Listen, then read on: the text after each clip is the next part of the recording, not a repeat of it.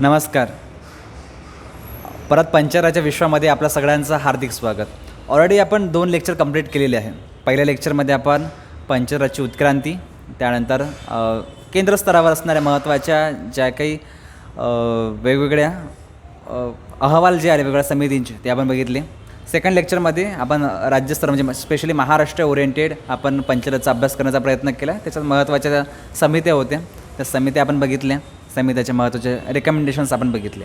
आज बघताना या दोन्ही गोष्टीचा सार घेऊन आपण कॉन्स्टिट्यूशनमध्ये कशी अमेंडमेंट झाली, त्याच्यानंतर कॉन्स्टिट्यूशनमध्ये कुठल्या महत्त्वाच्या गोष्टी त्या ॲड झाल्या, त्यातल्या थोड्याशा कलमावाईज घेण्याच्या गोष्टीचा प्रयत्न करू. कारण एक्झाम ओरिएंटेड खूप फॅक्च्युअल विचारलं जाईल, सरळ विचारलं जाईल की हे आर्टिकल कशाच्या ओरिएंटेड आहे ते आपण घेण्याचा प्रयत्न करूया. तर स्टार्ट करूया आजच्या लेक्चरला. स्थानिक स्वशासन व संविधान तरतुदी.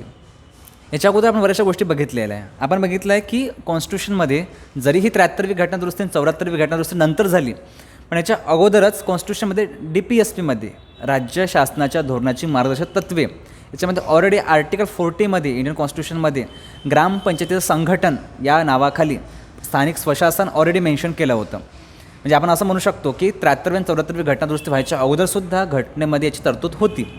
मग नेमकं वेगळं काय झालं नाही का? कॉन्स्टिट्यूशनमध्ये जेव्हा आपण 73वी आणि 74वी घटनादुरुस्ती केली, त्या 73वी आणि 74वी घटनादुरुस्तीनुसार विशिष्ट प्रकरण ॲड केलं, सगळ्या गोष्टी एका जागी आणल्या, त्याला विशिष्ट कलमावार स्वरूप दिलं. ते आज आपण बघण्याचा प्रयत्न करूया. हे झालं होतं आपण आर्टिकल 40 बघितलं, ग्रामपंचायत संघटन. आता बघा, हे DPSPमध्ये मेन्शन आहे, म्हणजे शासनानं करायला पाहिजे. मग स्ट्रिक्टली मेन्शन आहे केलं आहे काय? कारण DPSP गव्हर्नमेंटवर कंपल्सरी कधी नसतात. शासनाने आपल्या अनुषंगाने त्या परिस्थितीनुसार त्यात बदल करून त्या गोष्टी इम्प्लिमेंट करावा, असं संविधानाचं तात्पर्य त्यामागे असतं. मग आपण बघत होतो की ऑलरेडी स्थानिक स्वशासन हा विषय राज्यसूचीचा विषय आहे. त्यामुळे मग प्रश्न उपस्थित होतो की राज्य शासनाचा विषय आहे, स्टेट लिस्टमधला विषय आहे, आणि सेंटर त्यात घटनादुरुस्ती करता येईल का? तर करता येतं, कारण त्याच्यामध्ये दोन्ही गोष्टी आपण प्रयत्न केला. म्हणजे 73 आणि 74वी घटनादुरुस्ती जेव्हा बघू तर दिसेल आपल्याला की काही गोष्टी तरतुदी अनिवार्य आहेत, ज्या शासनाने करावं कंपल्सरी. काही गोष्टी त्या शासनावर टाकून दिल्या ऐच्छिक गोष्टी स्वरूपाच्या, शासनाने बघावं, प्रयत्न करावा, आपापल्या परिस्थितीनुसार त्यामध्ये बदल करावा. म्हणजे फेडरल स्ट्रक्चर प्लस काही गोष्टीची युनिफॉर्मिटी राहिली पाहिजे. त्या दोन्ही गोष्टी 73वी आणि 74वी घटनादुरुस्ती करताना बघितल्या गेली आहे. त्याच्यामध्ये 73वी आणि 74वी घटनादुरुस्तीमधून भाग 9 कॉन्स्टिट्यूशनमध्ये ॲड झाला. 73 74 फॅक्च्युअल डेटा आहे, विचारलं जातं प्रश्नामध्ये. याच्यामध्ये कलम 243मध्ये कलम 243A पासून कलम 243O पर्यंतच्या कलमात आपल्याला बघायचे आहेत. कलमवार बघू आपण. भाग 9A ज्याला आपण नगरपालिका म्हणतो.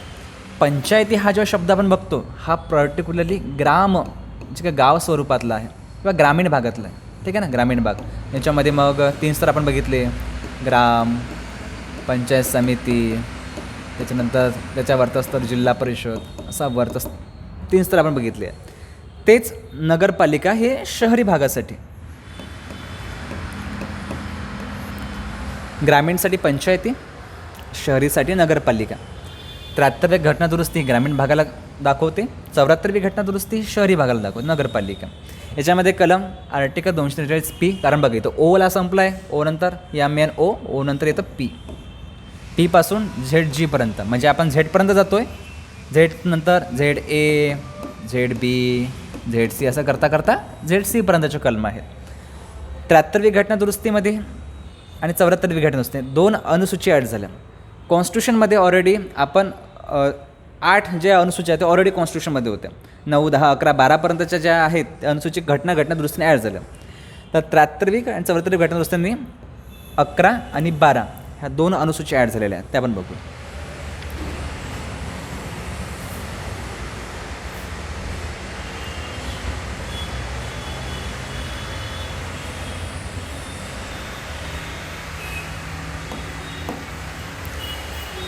पंचायत संस्थांना कॉन्स्टिट्यूशनमध्ये समाविष्ट करण्यासाठी जे प्रयत्न झाले आहेत ते आपण आज बघण्याचा प्रयत्न करूया.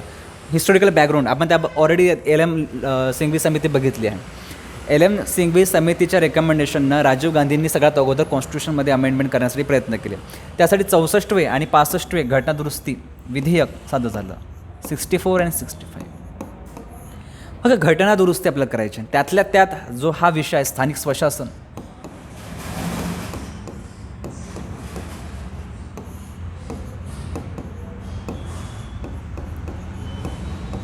हा राज्यसूचीचा विषय आहे, त्यात आपण दुरुस्ती करतो आहे. आणि लक्षात घ्या, जेव्हा केव्हा फेडरल स्ट्रक्चरला आपण हात लावत असतो तेव्हा घटनादुरुस्ती केली जाते, त्याला म्हणतात विशिष्ट प्रकारची घटनादुरुस्ती. त्याला काय म्हणतो आपण, त्यासाठी त्याचे बहुमत घेतलं जातं. विशेष बहुमत लागतं आपल्याला संसदेमध्ये.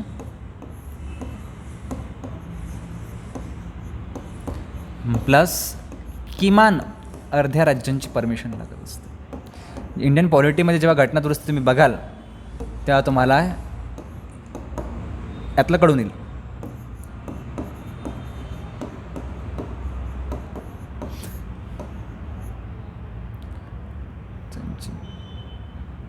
परवानगी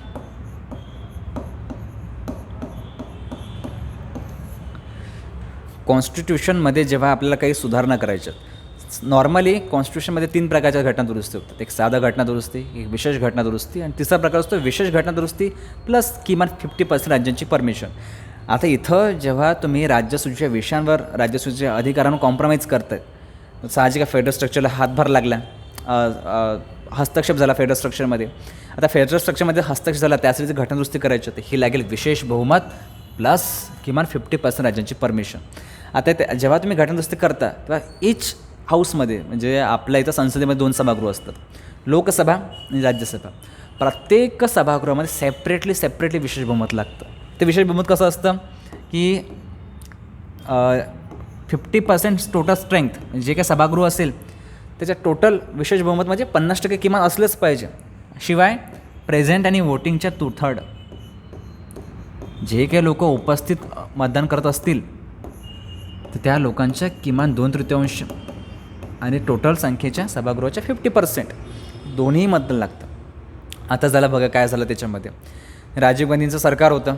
राजीव गांधीजींना लोकसभेमध्ये फुल मेजॉरिटी होती, कारण त्याच्या अगोदर इंदिराजींचा मृत्यू झाला होता आणि इंदिराजींच्या मृत्यूमुळं काँग्रेसला भरमसाठ सीट्स मिळाल्या. आतापर्यंतच्या भारताच्या निवडणुकीचा इतिहास जर बघितला तर सर्वाधिक मतदान म्हटल्यापेक्षा सर्वाधिक वोट्स जे आहे, हे जे आहेत स्ट्रेंथ जे आहे काँग्रेसची त्या काळात आलेली आहे. आता पण सगळ्यात मेजॉरिटी सीट काँग्रेसनं त्या इलेक्शनमध्ये घेतल्या. तर त्यामुळं साहजिक लोकसभेमध्ये प्रश्नच नाही. लोकसभेमध्ये एकही अपोजिट नव्हता. सो 343 वर्सेस 0 इतक्या फुल मेजॉरिटीनं हे बिल लोकसभेमध्ये पास झालं. राज्यसभेत काम बोंबललं. राज्यसभेमध्ये वेगवेगळे विरोधी पार्टीज होते, स्पष्ट सहमती झाली नाही, त्यामुळं हे बिल राज्यसभेत गेलं कोलॅप्स. 3 मतांनी, अगदी किमान 3 मत, फक्त 3 मतांनी एवढं मोठं कॉन्स्टिट्यूशन अमेंडमेंट बिल जे होतं, जे राजीव गांधीजींनी आणलं होतं 64 आणि 65 विधेयक घटनादुरुस्तीचं, ते लॅप्स झालं. कारण घटनादुरुस्ती करण्यासाठी दोन्ही राज्यांची स्पष्ट सहमती विशेष बहुमतानं पाहिजे. ते शक्य झालं नाही, त्यामुळे साहजिकच हे बिल लॅप्स झालं. राजीव गांधींचे प्रयत्न अपयशी झाले. राजीव गांधींचा सत्ता पालट होऊन त्याच्यानंतर व्ही.पी. सिंग, विश्वनाथ प्रताप सिंग यांचं सरकार आलं.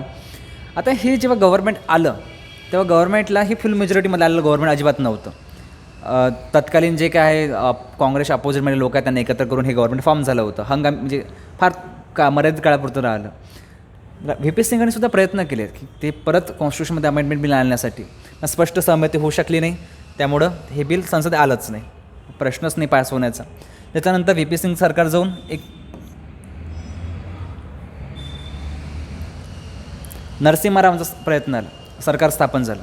मग नरसिम्हाने काय केलं की राज्यांचा विषय आहे, प्रत्येक राज्याच्या मुख्यमंत्र्यांशी त्यांनी सल्ला घेतल्या, त्यांचे काय जे काही प्रॉब्लेम्स आहेत ते जाणून घेतले. स्थानिक विरोधी पार्टी यांना आपल्या सहमत करून घेतलं आणि मग व्ही.पी. सिंगांच्या काळामध्ये, नरसिंहरावांच्या काळामध्ये हे बिल आलं आणि त्यातनं मग पुढे जाऊन 73वी आणि 74वी घटनादुरुस्ती पास झाली. तर हे कुणाच्या काळात झालं यशस्वी? तर पी.व्ही. नरसिंहराव यांच्या काळामध्ये हे 73वी आणि 74वी घटनादुरुस्ती पंचायत राजला घटनात्मक स्थान देण्यासाठी ते पूर्णतः व्यवस्थित पास झालं आणि मग ती घटनादुरुस्ती इम्प्लिमेंट झाली. आता आम्ही बघूया 73वी घटनादुरुस्ती कायदा 1992 आणि 74वी घटनादुरुस्ती कायदा 1992.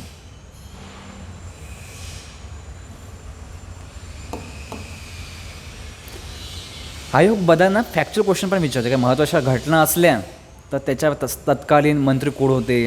उदाहरणार्थ आयोगाने 2019मध्ये प्रश्न विचारला होता, जेव्हा आपली हरित क्रांती झाली तत्कालीन कृषी मंत्री कोण होता असा प्रश्न विचारला होता. आयोग कदाचित हा प्रश्न विचारू शकतात. तर जी व्यंकटस्वामी इथे व्यंकट शब्द आहे, व्यंकट. हे तत्कालीन ग्रामविकास मंत्री होते, याने ते बिल मांडलं. 73वी घटनादुरुस्ती कायद्यामध्ये बघू आपण की पार्ट 9 कॉन्स्टिट्यूशनमध्ये ॲड झालं आहे, ज्याच्यामध्ये कलम 243 200ZA पासून ZO पर्यंतच्या कलम आहेत.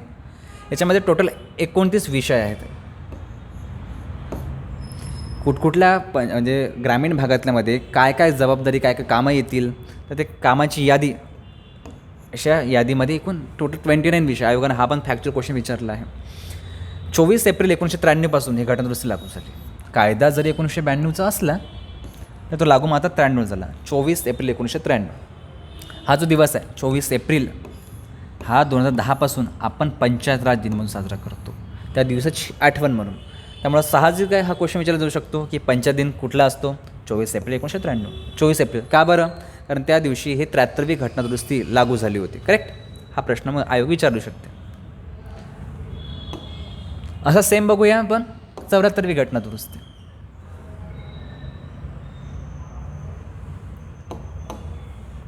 सर्वात घटनादुरुस्ती काय 1992. 9 पार्ट ॲड झाला होता 73व्या घटनादुरुस्तीने. इथे 9A जेव्हा कधी कॅपिटल अक्षर असतात ना, ABCD हे न्यू असतात. ठीक आहे, नवीन कलम किंवा नवीन परिशिष्ट, त्याला कॅपिटल ABCD असे नाव असतं. सो हा 9A नगरपालिका शहर स्तरावर. याच्यामध्ये कलम 243P पासून, ओ तिकडे संपला होता, OMNOP ते ZG पर्यंत असे कलम आहेत. 18 विषय असतील अनुसूची 12मध्ये. जून 1993 पासून अंमलबजावणी सुरू झाली. आता महाराष्ट्रात काय झालं ना, यांनी काय म्हटलं होतं की घटनादुरुस्ती जेव्हा केली 1 वर्षाच्या आतमध्ये त्या राज्यांनी तिथे कायदा करायला पाहिजे. पण असं झालं की महाराष्ट्रात त्या 1 वर्ष काळामध्ये महाराष्ट्र कायदा करण्यात आलाच नाही त्या 1 वर्षामध्ये.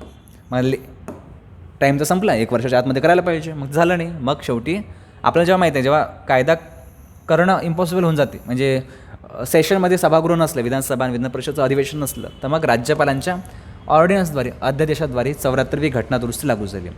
73वी घटनादुरुस्तीसाठी कायदा बनला, इम्प्लिमेंट झाला. पण 74वी घटनादुरुस्तीसाठी कायद्याच्या ठराविक वेळात बनायला पाहिजे होतं, तो बनला नाही. शेवटी मग राज्यपालांचं अधिवेशन आलं, अध्यादेश आला. त्या अध्यादेशाला नंतर मान्यता भेटली, तर अध्यादेशाद्वारे तो कायदा करण्यात आला आणि 74वी घटनादुरुस्ती कायदा करण्यात आला. बघा, हे 1 जून 1993 पासून लागून झालं. पण हा दिवस काही असा सेलिब्रेट होत नाही, या दिवसाचा काही प्रॉब्लेम नाही. पण तोच आपण 24 एप्रिल जर पाहिला, तो मात्र पंचायत दिन म्हणून सेलिब्रेट होतो 1993. हा शहर नगरपालिका दिवसमधून अजून तरी नाही आहे, मे बी भविष्यात होऊ शकेल.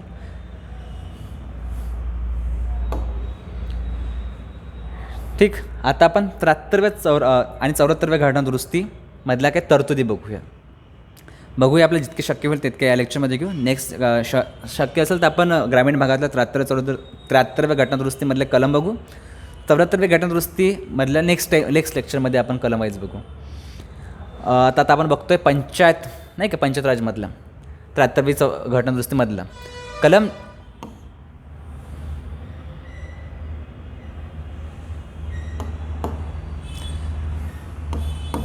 ठीक आहे. कलम 243 हे दाखवते व्याख्या.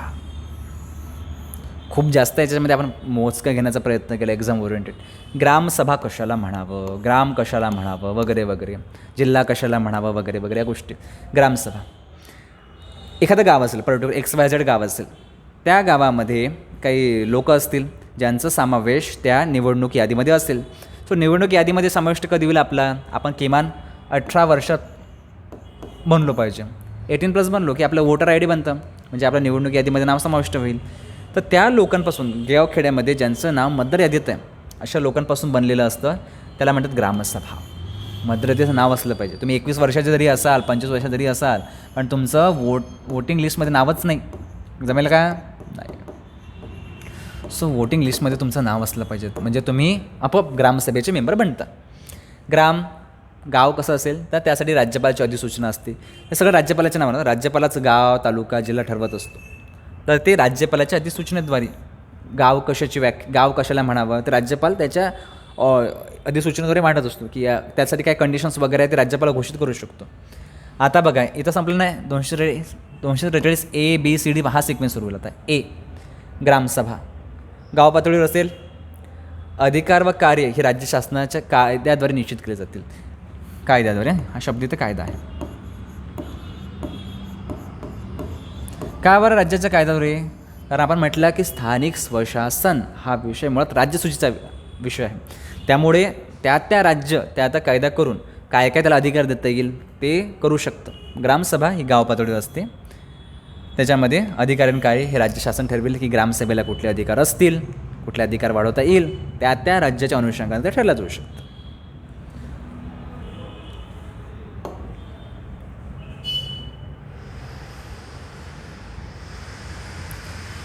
मग आता ए झाला. ए नंतर बी, पंचायतीची स्थापना. पंचायत हा शब्द पंचायत समिती अजिबात नाही, तर पंचायत ग्रामस्तर, मधला स्तर आणि जिल्हा स्तर, तिन्ही स्तराच्या ग्राम स्वशासनाशी संबंधित तत्वांना टोटल पंचायती म्हणतो. त्यामुळं पंचायती आणि ग्रामपंचायती किंवा पंचायत समिती एक शब्द नाही आहे. जेव्हा आपण पंचायत शब्द वापरतो तर याच्यामध्ये तिन्ही स्तर आलेत बरं का. ग्रामस्तरमध्ये ग्रामपंचायत आली, इथे असणारी जिल्हा परिषद आली, आणि मधातला जो गट आहे त्याला आपण पंचायत समिती म्हणतो, ते पण आली. सो हा पंचायत आणि पंचायत समिती किंवा हा पंचायत ग्रामपंचायत असं पकडू नका. आता बघा 3 स्तर आहे. पण आता काही राज्य असे असतील जी लोकसंख्या लहान असेल, सिक्कीमसारखं राज्य असेल, नॉर्थ ईस्टमध्ये आणखी राज्य असेल, मग त्यांना 3 स्तर स्थापन करणं परवडत नाही इकॉनॉमिकली. मग कॉन्स्टिट्यूशनमध्ये सांगितलं की ज्यांची लोकसंख्या 20 लाखापेक्षा कमी आहे त्यांना कधी बंधनकारक नाही आहे, तिथं काही गरज नाही, तिथं 2 स्तर चालतील. पण त्याच्या व्यतिरिक्त ज्याची लोकसंख्या 20 लाखापेक्षा जास्त त्यांना मात्र 3 स्तर स्थापना कंपल्सरी आहे. आता प्रश्न पडलो की हे पाठ कशा करावे, 1 B C D कसे पाठ करावे. काही गोष्टी आपण आपल्या हिशोबाने पण त्याला करू शकतो. उदाहरणार्थ 243 C आहे. C for construction. हा ट्रिक्स आहे, आपण वापरण्याचा प्रयत्न करू शकतो एक्झाममध्ये. सी म्हणजे कन्स्ट्रक्शन म्हणजे रचना. करेक्ट. कशी रचना असेल? ग्रामपातळीवर ग्रामपंचायतीचा अध्यक्ष निवडीची पद्धत राज्य शासन ठरवेल. मागच्या लेक्चरमध्ये आपण बघितलं होतं की सरपंच ग्रामस्तरावर ग्रामपंचायत असते, त्याचा अध्यक्ष असतो सरपंच. सरपंचाची निवड कशी होईल, ती डायरेक्ट असेल की इनडायरेक्ट असेल, ते कसं ठरवेल? राज्य शासन ठरवेल. बरोबर. आता राज्य शासन जेव्हा ठरवते ना ह्या गोष्टी बदलत राहतात. उदाहरणार्थ फडणवीस गव्हर्नमेंटचं शासन जेव्हा होतं त्याच्यामध्ये हे डायरेक्ट इलेक्शन झाले होते सरपंचाचे. परत आता जे ठाकरे गव्हर्नमेंट आहे त्यांनी तो जे रद्द केला आहे आणि त्यांचं परत इनडायरेक्ट इलेक्शन झाले. म्हणजे काय, सरपंच कसं निवडला जाईल? गावस्तरामधून लोक डिरेक्टली सदस्यांना वोटिंग करतील, सदस्य त्यांच्यामधून एक सरपंच ठरतील. तेच फडणवीस काळामध्ये सरपंचाच्या निवडणुका सोबत असायच्या सदस्यांच्या. ठीक. तर ते राज्य शासन ठरवतं. ओके. ते बदलत राहतं. मधली जी पातळी आहे, मधली जिल्हा पातळी, याचा जो काही अध्यक्ष असतो हा सदस्यांमधून निवडला जाईल. म्हणजे परत इनडायरेक्टली. हे मात्र इनडायरेक्टली कंपल्सरी आहे. पहिलं कंपल्सरी नाही आहे, पहिलं गव्हर्नमेंट अवलंबून आहे, डायरेक्टली ठरवावं इनडायरेक्टली ठरवा. पण हे जे आहेत म्हणजे पंचायत समितीचा सभापती, उपसभापती, झडपीचा अध्यक्ष कसा असावा हे मात्र ठरलेलं आहे. हा इनडायरेक्टच येईल. सदस्य निवडले जातील जनतेमार्फत आणि तिथून मग सदस्यांमार्फत त्याचा प्रमुख ठरवला जाईल. पंचायतीचे अध्यक्ष सदस्य यांना बैठकीत मतदान करण्याचा अधिकार असेल. बरोबर ना. ते पण सांगितलं की मतदान कोण करतील? पंचायतीचे अध्यक्ष. म्हणजे इथंच ग्रामपंचायतीमध्ये, जिल्हा परिषदमध्ये, पंचायत समितीमध्ये जे लोक निवडून आलेले आहेत ते लोक तिथं त्यांना जे काही करायचं असेल, ठराव पारित करायचं असेल, योजना राबवायची करायची असेल त्यासाठी मतदान करतील. करेक्ट.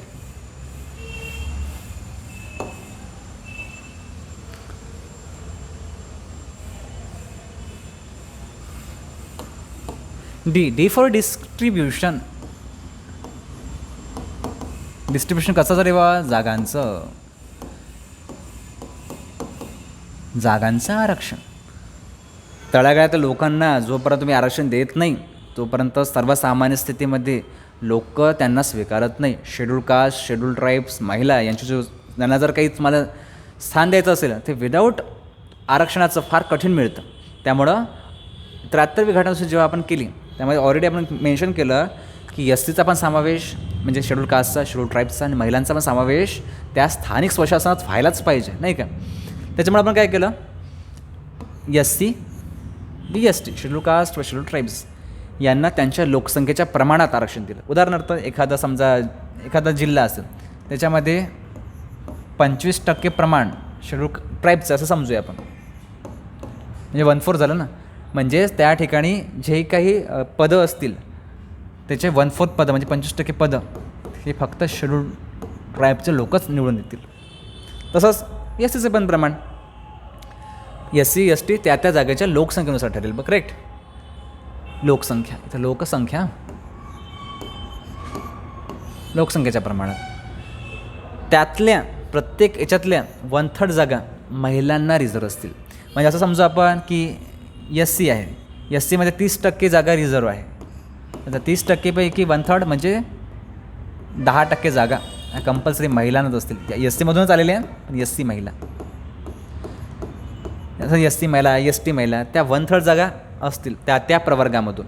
करेक्ट.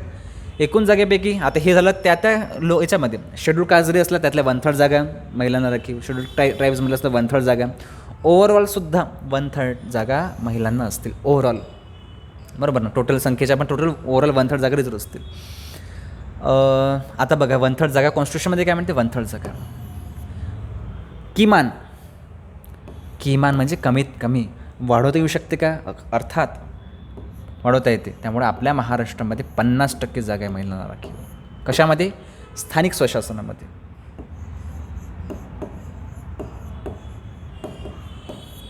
पन्नास 50% जागा राखीव आहे. आता हे तर कंपल्सरी आहे. SC ST महिला ही कंपल्सरी आहे. राज्याचे विधिमंडळ OBCसाठी कायदा करू शकून त्यांना जागा ठेवू शकते. आता महाराष्ट्रामध्ये पण OBCंना आपण रिझर्वेशन दिलेलं आहे. साधारणतः आपण जागांच्या 27% जागा देत असतो. त्या जागांमध्ये OBCंना राखीव जागा ठेवू शकते. पंचायतीच्या इतर पदांमध्ये सुद्धा वरील प्रमाणेच म्हणजे पंचायतीचे सगळे स्तर, मध्यस्तर, दुसरं स्तर, तिसरं स्तर, सर्व स्तरावर असं आरक्षण. ZP पण 1/3 महिलांना राखीव लोकसंख्येच्या प्रमाणात. SCला STला जर असेल तसंच ZPला, तसंच पंचायत समिती, तसंच ग्रामपंचायतीला same combination. D for distribution कशांचं? जागांचं आरक्षण, जे वाचायला आपलं सोपं जाईल.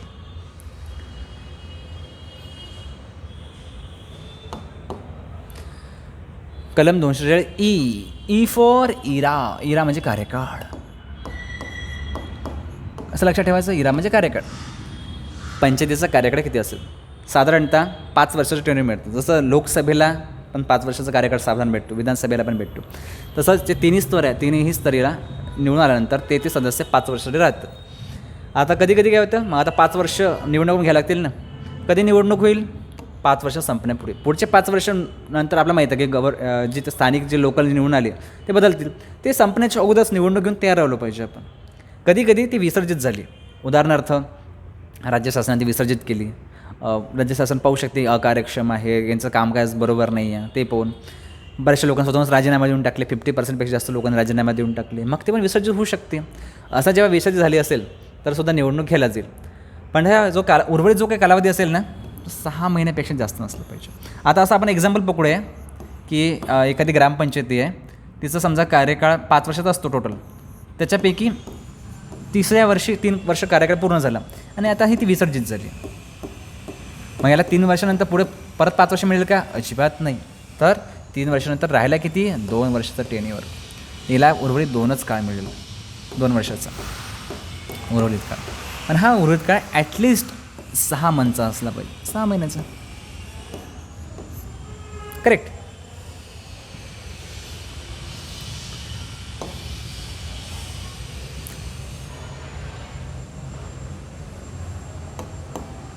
F for failure. कशासाठी फेल्युअर? सदस्य कधी अपात्र ठरतील, कधी सदस्य राहण्यास फेल्युअर असेल.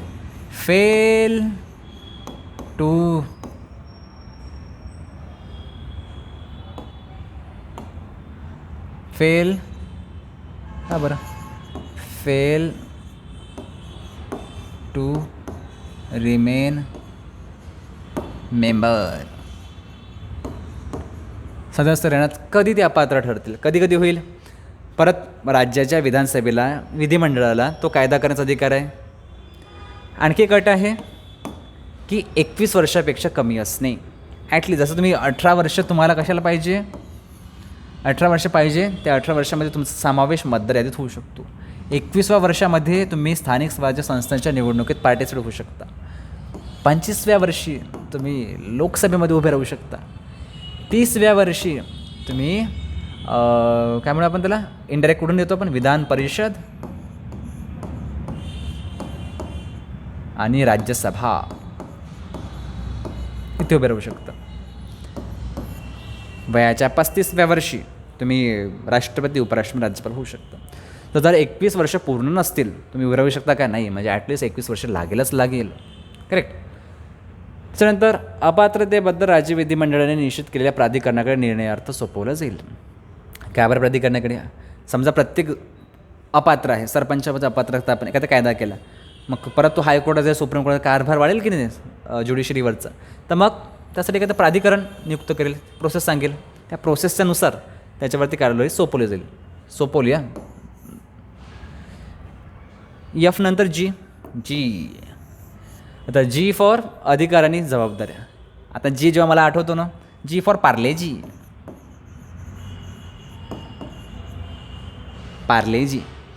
जी फॉर पार्लेजी से क्या मिळते है, ताकद, अधिकार व जबाबदाऱ्या.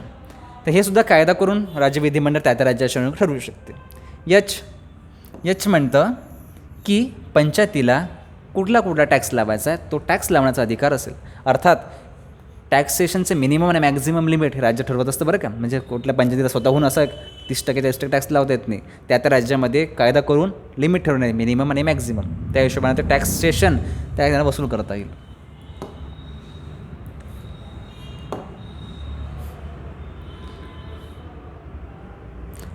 त्याच्यानंतर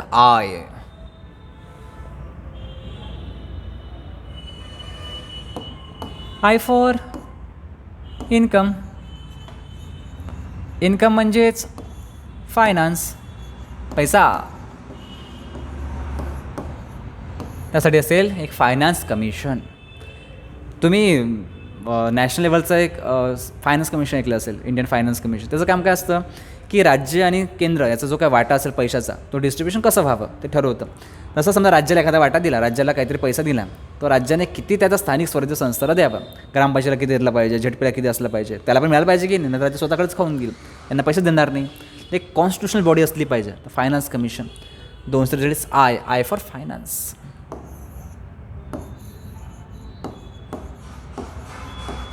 फायनान्स कमिशन.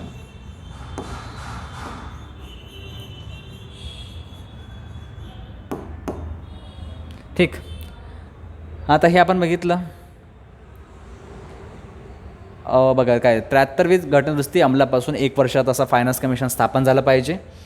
आणि त्यानंतर दर 5 वर्षानं फायनान्स कमिशन स्थापन होत असते. स्थापन करणारा असतो राज्यपाल, गव्हर्नर ऑफ द स्टेट. महाराष्ट्रामध्ये सध्या 5व्या फायनान्स कमिशनचे रिकमेंडेशन्स आहेत.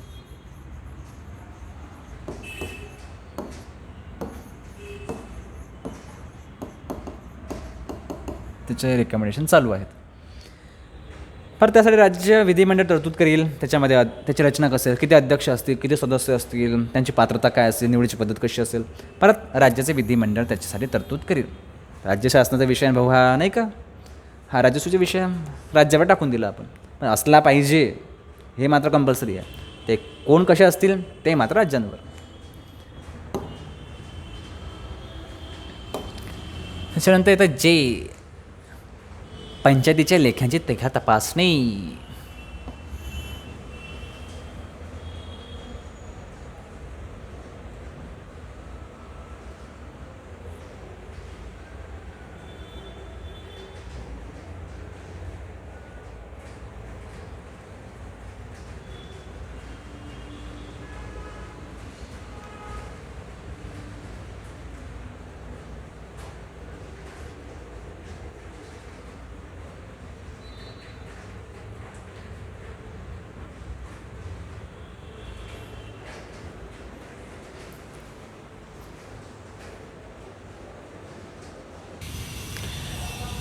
Article 233 J for journal. Journal means लेख्यांची परीक्षा. लेण्यांची झालं आहे लेख्यांची, लेखापरीक्षा,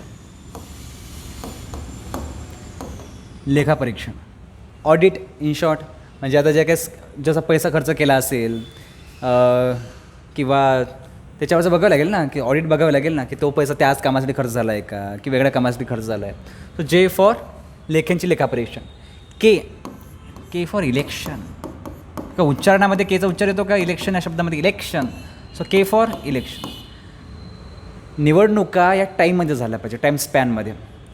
त्यासाठी एक सेपरेटली इलेक्शन कमिशन असलं पाहिजे. जसं भारताचं इलेक्शन कमिशन ऑफ इंडिया असतं, तसं पंचायत स्तरावर निवडणुका घेण्यासाठी कोणीतरी असलं पाहिजे की नाही, कॉन्स्टिट्युशनल बॉडी, त्या पर्टिक्युलर तो व्यक्ती अपॉइंट असतील, त्याचं मागे पर्टिक्युलर काम असतील. सो पंचायतीच्या निवडणुका केमध्ये येतात. त्यासाठी स्थापन केलं राज्य निवडणूक आयुक्त हे पद. हे जे पद आहे ना, या पदामध्ये काय काय, परत हा राज्यांचा विषय आहे असल्यामुळे राज्य त्याचं कार्यकार करेल. याची जी नियुक्ती आहे ती राज्यपालामार्फत होईल. मला हटू मात्र राज्यपालाला करू शकत नाही, कारण याचं जे पद असतं हे पद असतं हायकोर्टाच्या न्यायाधीशाप्रमाणे. त्यामुळं याला पदावरून रिमूव्ह करण्याची प्रोसेससुद्धा हायकोर्टाच्या जजप्रमाणे असते. आता हायकोर्टाच्या जजला कसं काढलं जातं, ते काढत असते राष्ट्रपती. कसा, संसदेमध्ये अगोदर ठराव येतो, तो ठरावावर दोन्ही सभागृहाचे सेपरेट विशेष बहुमत लागतं, मग ते राष्ट्रपतीकडे जातं, मग राष्ट्रपती त्याला पदावरून हाकलत असतो. म्हणजे याची नियुक्ती राज्य निवडणूक आयुक्ताची निवृत्ती जरी राज्यपाल करत असला तरी पदावर मात्र त्याला राष्ट्रपतीच काढू शकतो, कारण त्याला रिमूव्ह करण्याची पद्धत ही हायकोर्टाच्या जजप्रमाणे आहे. करेक्ट. याचं कार्य काय असतं, महत्त्वाचं आहे की मतदान याद्या तयार करणे आणि मतदान याद्या तयार केल्या की निवडणुका घेणे. बघा, बोथ आर डिफरंट. ते इलेक्शन कमिशन ऑफ इंडिया हे कशाच्या निवडणुका घेते, तर ते राष्ट्रपती, उपराष्ट्रपती, त्याच्यानंतर सगळे खासदार, MP, सगळे MLA म्हणजे आमदार जरी राज्याचे असले तरी त्याच्या निवडणुका हे केंद्र स्तरावर असणारं अख्ख्या भारतात कॉमन असणं इलेक्शन कमिशन ऑफ इंडिया घेते. म्हणजे स्थानिक स्वशासन आहे, मग याच्यात जिल्हा परिषद असेल, पंचायत समिती असेल, ZP असेल, पंचायत समिती असेल, सगळ्या जे इलेक्शन्स आहे यासाठी सेपरेटली बॉडी आहे, ती आहे राज्य निवडणूक आयुक्त. हे त्याच्या निवडणुका घेतं. दर 5 वर्षामध्ये निवडणुका होतात, आपण बघितलं. महत्त्वाचं काम मतदान याद्या तयार करणे आणि त्या इलेक्शन्स फॉर्म करणे, सगळं निवडणुकीचं आयोजन हे इलेक्शन कमिशन करत असतं. आता आपल्या महाराष्ट्रामध्ये काही झालेले निवडणूक आयुक्त आपण बघूया महत्त्वाचे. क्रमवारी वगैरे विचारलं जाऊ शकते. सो पहिले होते DN चौधरी, 5 वर्षाचा कार्यकाळ साधारणपणे यांचा असं असतो, 94 ते 99. नंतर राजवाडे 99 ते 2004, 2004 ते 2009पर्यंत नंदलाल. नंतर नीला सत्यनारायण, जसं सहारिया, आणि सध्याचे UPS मदान हे मुख्य आयुक्त पण आले महाराष्ट्राचे, आणि पदावरून जेव्हा ते निवृत्त झाले चीफ, तर तेव्हा त्यांना निवडणूक आयुक्तालयामध्ये आयुक्त म्हणून काम भेटलं. यातलं महत्त्वाची पर्सनॅलिटी नीला सत्यनारायण. कोविडमुळे यांचा मृत्यू झाला होता, त्यामुळे ह्या 2020मध्ये खूप चर्चेत असणारे व्यक्तिमत्व होते. त्यांचा जसं सहारिया हे पदावरून जाऊन त्यांच्या जागी UPS मदान हे आले आहे. हे राज्य निवडणूक आयुक्त, याचे अपॉइंटमेंट कोण करतो, राज्यपाल. आपण बघितलं. कायदा स्टेट गव्हर्नमेंट करते. याला रिमूव्ह करण्याचा अधिकार मात्र राष्ट्रपतीला आहे, कारण याचं जे पद आहे ते पद हायकोर्ट जजप्रमाणे. त्यामुळे याला नियुक्ती राज्यपालामार्फत, पदावरून रिमूव्हल मात्र राष्ट्रपतीमार्फत होतं. ठीक आहे. हे आतापर्यंतचे 1, 2, 3, 4, 5, 6 सध्या असणारे UPS मदान. कधी या करंट अफेअरवरचा हा क्वेश्चन्स आहे. 19मध्ये यांची अपॉइंटमेंट झाली, 6th आहे. याच्यावरसुद्धा करंट अफेअरमध्ये क्वेश्चन येण्याची संभावना आहे.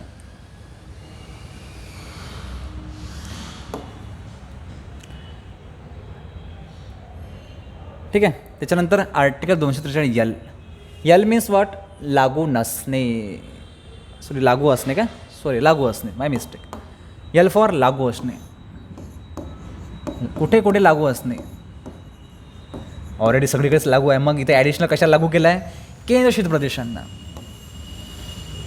केंद्रशासित प्रदेशमध्ये जरी राज्य नसले, राज्य ही बॉडी अलग असते, केंद्रशासित प्रदेश बॉडी अलग असते, तरीसुद्धा 73-44 घटना दुरुस्ती ही केंद्रशासित प्रदेशांना पण आपोआप लागू असेल. स्टेटमधलं ज्या गोष्टी असतील सेम कंडिशन केंद्रशासित प्रदेशाला पण असेल. राष्ट्रपती 73वी घटनाची तरतूद त्यात बदल अपवाद करून कोणत्याही संघराज्य क्षेत्राला म्हणजेच केंद्रशासित प्रदेशाला लागू करू शकतो. त्यासाठी सेपरेटली कायदा. आता केंद्रशासित प्रदेश म्हटले की त्याने त्यांची विधानसभा म्हणजे 2-3 जर वगळले, म्हणजे जम्मू काश्मीर, दिल्ली, पुडुचेरी जर वगळले तर त्या केंद्र प्रदेशात स्वतःची विधानसभा नसते, मग कायदा कोण करेल? कायदा करेल राष्ट्रपती. राज्यांना कायदा करण्यासाठी विधिमंडळ आहे. केंद्रशासित प्रदेश असल्यामुळे तर राष्ट्रपती कायदा करेल. ते काही अपवादात्मक स्थिती असेल एखाद्या ठिकाणी, ते पण अपवाद करून तो कायदा त्या संघराज्याला राष्ट्रपती लागू करू शकतो. यम फॉर मनाई. कुठे लागू नसेल बुवा? मनाई, ठराविक क्षेत्राला 73वी घटनादुरुस्ती लागू नसेल. आता हे क्षेत्र कुठले? तुम्ही 5th शेड्यूल आणि 6th शेड्यूल वाचलं असेल कॉन्स्टिट्यूशनमध्ये. 5वं म्हणजे अनुसूचित क्षेत्र आणि 6वं म्हणजे जनजातीय क्षेत्र. या ठिकाणी 73वी घटनादुरुस्ती लागू नसेल. का बरं? हे बहुतांशी जे आहेत ना, म्हणजे अनुसूचित क्षेत्र आणि जनजातीय क्षेत्र, हे आदिवासी लोक जास्त आहेत. त्यांचं स्वतःचं कल्चर आहे. ते कल्चर असताना त्या कल्चरला आपण हॅमरिंग करू नये म्हणून काही ठिकाणी त्या ठिकाणी 73वी घटनादुरुस्ती लागू नसेल. कारण त्यांचे स्वतःचे कल्चर आहे, स्वतःचे ट्रॅडिशन्स आहे, त्यांची कायदा करण्याची स्वतःची पद्धत आहे स्थानिक लेवलवरची, तसंच राहायला पाहिजे. मात्र संसदेला कायद्याद्वारे त्यात बदल करून, अपवाद करून लागू करता येऊ शकते. ठीक आहे. आता हे जे काही 3 राज्य आहे, मीना आणि मेघा, मिझोरम, नागालँड, मेघालय, ह्या 3 राज्यांना ही 73वी घटना ऑलरेडी, हे तर आपण म्हटलंच, 5th शेड्यूलसुद्धा म्हटलं, 6th शेड्यूल सुद्धा म्हटलं. हे झालं त्या राज्यामध्ये क्षेत्र. पण पर्टिक्युलर राज्य म्हणतो आपण मिझोरम, नागालँड, मेघालय जे क्षेत्र आहे, या क्षेत्रांनाही घटनादुरुस्ती लागू नसेल. यात आणि यामध्ये काय फरक आहे बघा. अनुसूचित क्षेत्राने जनजातीय क्षेत्र जेव्हा म्हणतो ना आपण, 5th शेड्यूल, 6th शेड्यूल, याच्यामध्ये वेगवेगळे राज्य येतात. महाराष्ट्र, मध्य प्रदेश, छत्तीसगड वगैरे वगैरे राज्य. त्याचा पर्टिक्युलर एरिया, जसं आपल्याकडे आपण जवळपास सांगू तर मेळघाटचा भाग आहे, तिथं स्वतःचं वेगळं कल्चर आहे. त्यांच्यासाठी ते आलं या याच्यामध्ये एमध्ये. बीमध्ये हे राज्य मिझोरम, नागालँड, मेघालय. याला शॉर्टकट कसं ध्यानात ठेवा? मेघा, 2 मैत्रिणी.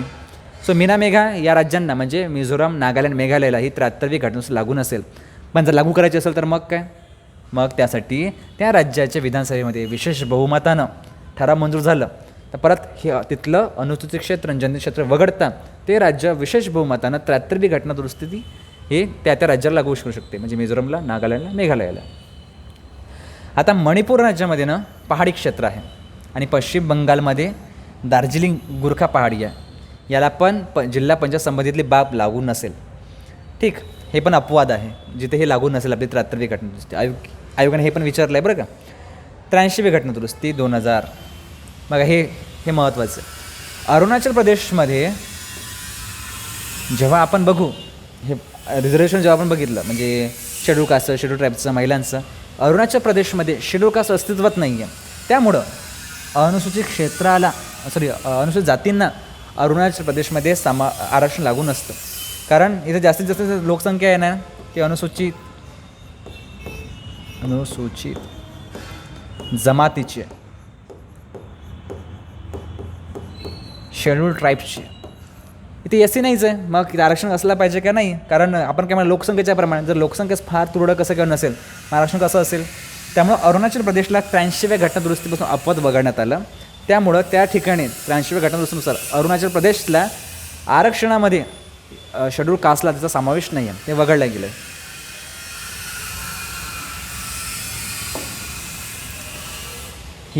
विद्यमान पंचायती अस्तित्वात असणे.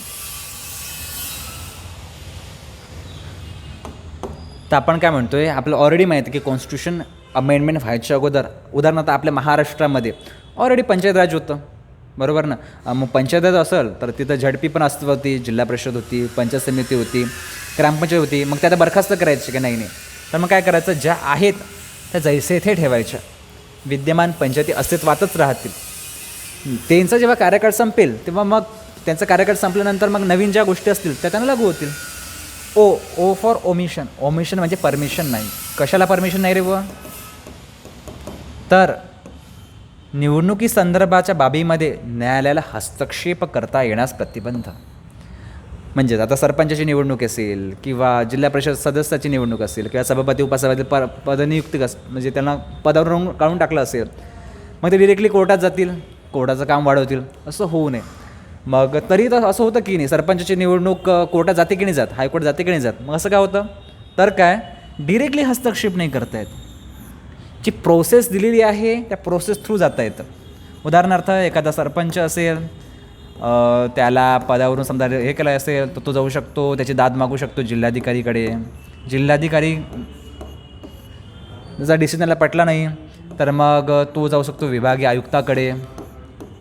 विभागीय आयुक्ताकडे त्याचा डिसिजन पटला नाही तर मग तो राज्याकडे जाऊ शकतो. आणि मग ह्या प्रोसेस थ्रू जर त्याचं समाधान झालं नाही मग तो हायकोर्टात जाऊ शकतो. म्हणजे ही प्रोसेस फॉलो करावी लागेल. तशाशिवाय डिरेक्टली आपण कोर्टामध्ये जाऊ शकत नाही, कारण तसं जर झालं प्रचंड ताण न्यायव्यवस्थेत येऊ नये यासाठी निवडणुकीमध्ये हस्तक्षेप करण्याचा आपण प्रतिबंध घातलेला आहे.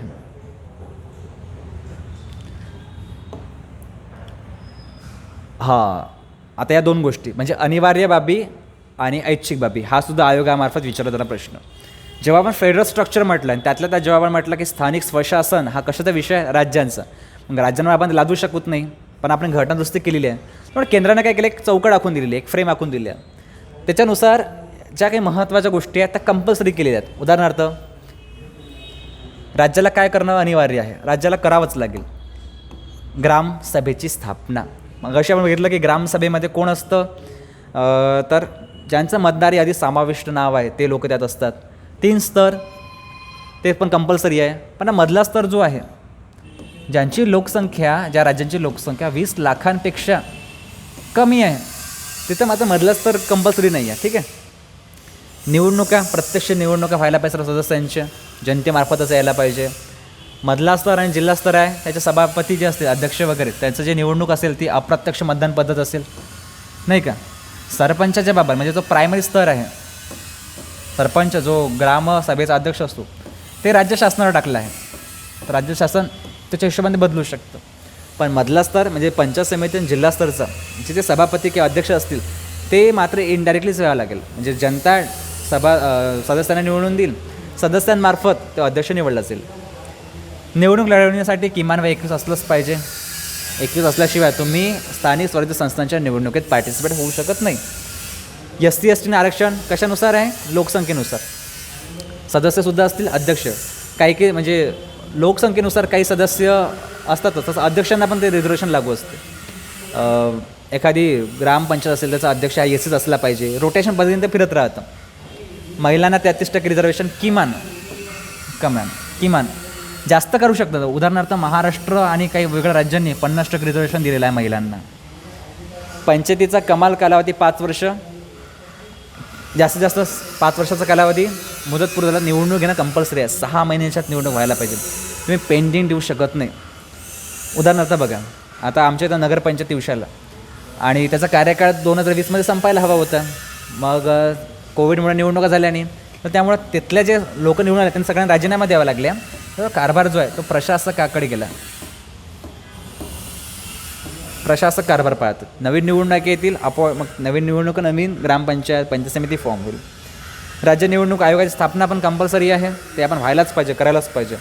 वित्त आयोगाची स्थापना पण कंपल्सरी आहे. या सगळ्या गोष्टी ज्या आहेत या अनिवार्य बाबी आहेत, स्टेट गव्हर्नमेंटला करावंच लागतील. ठीक, अनिवार्य. आणि काही गोष्टी ऐच्छिक आहे. का बरं ऐच्छिक आहे? कारण स्थानिक स्वराज्य संस्था हा विषय राज्यांचा आहे. राज्यांना त्या त्या अनुषंगाने त्या राज्यामध्ये बदल करता आला पाहिजे. सो विधानसभा आणि संसद सदस्य यांना पंचायतीमध्ये स्थान द्यायचं नाही द्यायचं, राज्यांचा विषय. OBCना रिझर्वेशन द्यायचं नाही द्यायचं, राज्यांचा विषय.